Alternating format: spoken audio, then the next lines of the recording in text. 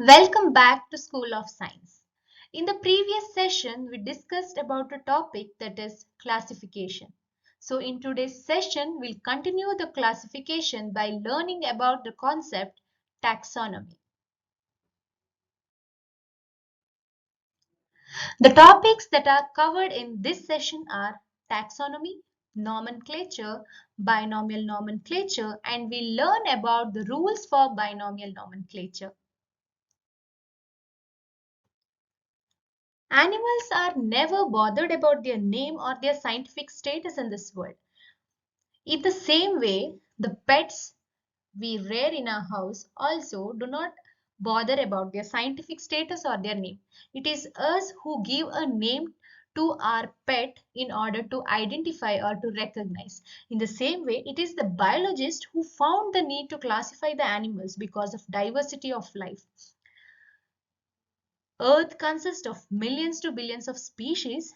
There is diversity of species, variety of plants and animals. In order to avoid a confusion, the biologist found the need to classify the organisms.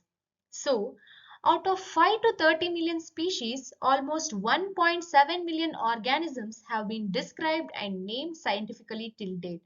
And more are added to the list every year.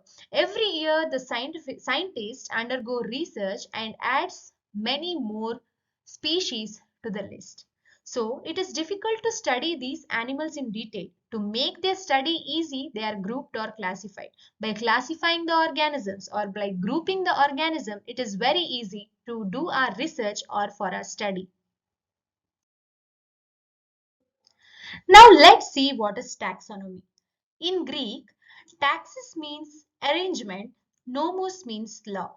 In simple words, taxonomy means it is the arrangement of organism based on certain laws. Using certain laws and rules, that is rules and regulation, we are arranging the organisms.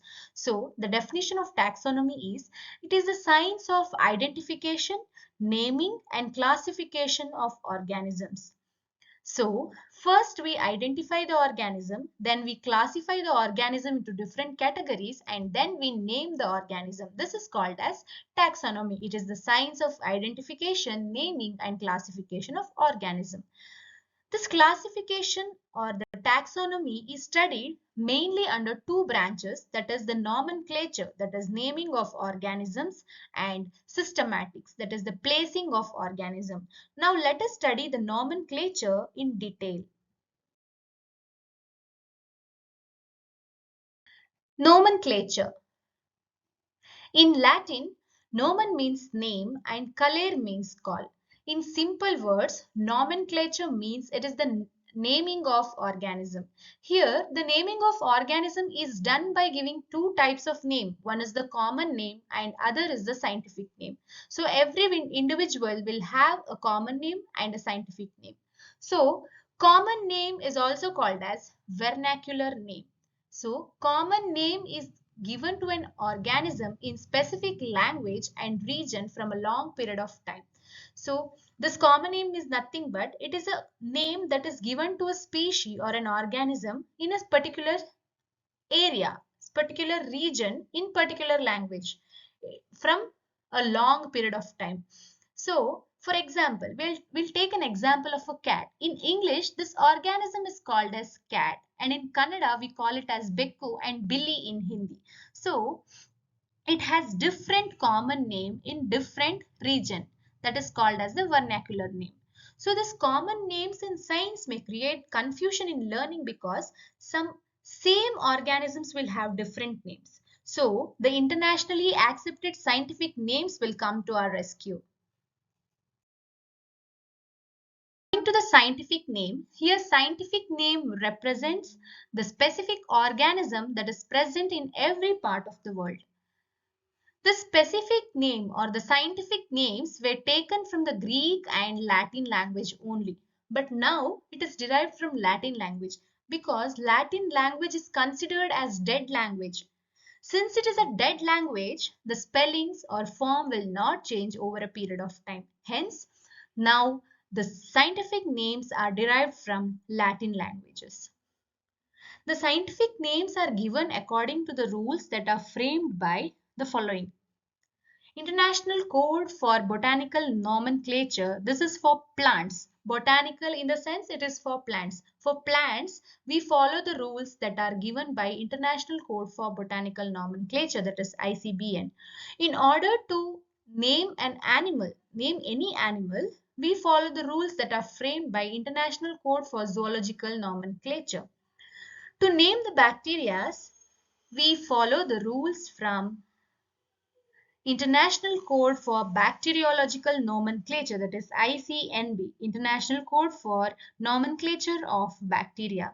And in order to name the viruses, we follow the rules that is framed by International Code for Viral Nomenclature, that is ICVN. To name any organism, we follow the rules that are framed by ICBN, ICZN, ICNB, and ICVN. To name plants, animals, bacteria, and virus respectively. In the previous slide, we learned about what is nomenclature. Now we are learning about what is binomial nomenclature. In Latin, bi means two.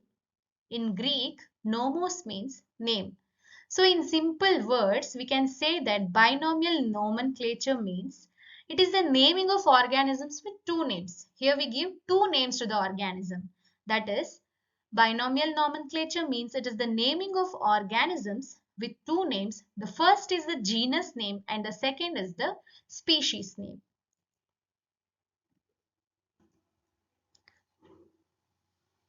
Carolus Linnaeus is known as the father of taxonomy, and he described about 7,000 species of plant in his book called as Species Plantarum.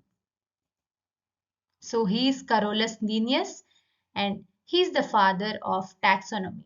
He identified, described and named about 7,000 species of plants in his book called as Species Plantarum. In his book Species Plantarum, he has described about 7,300 species of plants.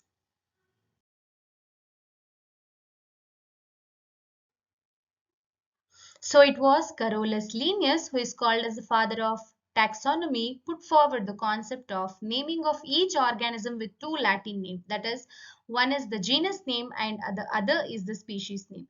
Now let us learn this concept of binomial nomenclature with an example. That is, man is named as Homo sapien, where Homo is the genus name and sapien is the species name. That is, the man is given two names, that is Homo and the sapien.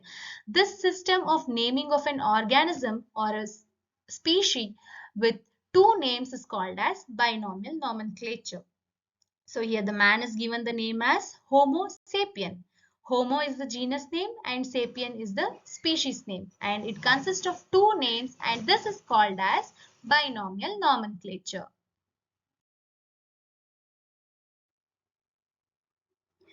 When a baby is born in a family, in order to name the baby, the parents or the elders go to the priest. The priest go through the astral chart of the baby and then he suggests certain spellings or words to name the baby. Then again the parents consider this in mind and the elders decides and names the baby with the spelling or the word that the priest has given. In order to name the baby, the parents had followed certain rules. In the same way, for binomial nomenclature, in order to name the organisms with two names, we have to follow certain rules. So now let's see what are the rules for binomial nomenclature. So it should be in Latinized form. As I already told, the scientific name should be derived from Latin or Greek language. Now it is derived from Latin language because Latin is a dead language. The spelling or form will not change over a period of time. The second rule is the first name represents the genus name and the second represents the species name. For example, here Mangifera indica. It is the scientific name of mango tree where Mangifera is the genus name and indica is the species name.